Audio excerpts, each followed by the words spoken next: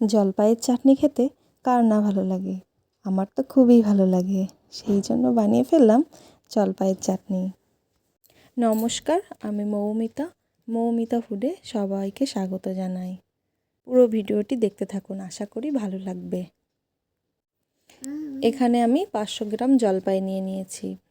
জলপাইগুলোকে ভালো করে ধুয়ে একে একে কেটে নিতে হবে।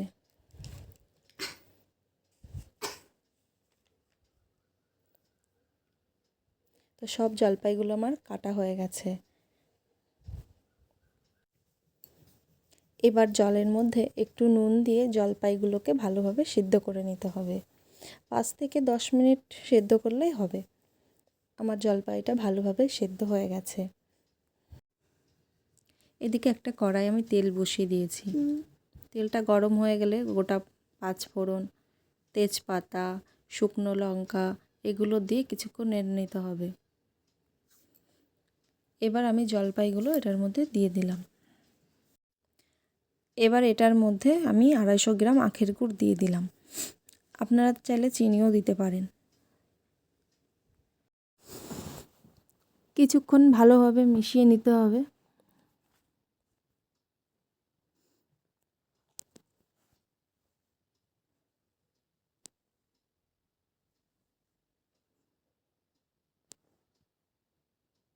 এবার এটার মধ্যে একটু ভাজা মশলা দিয়ে দিচ্ছি।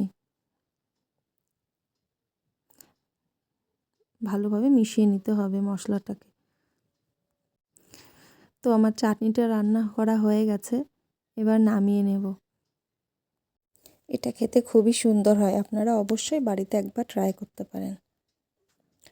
আর ভিডিওটা যদি ভালো লাগে তাহলে অবশ্যই লাইক, কমেন্ট, শেয়ার করবেন। ধন্যবাদ।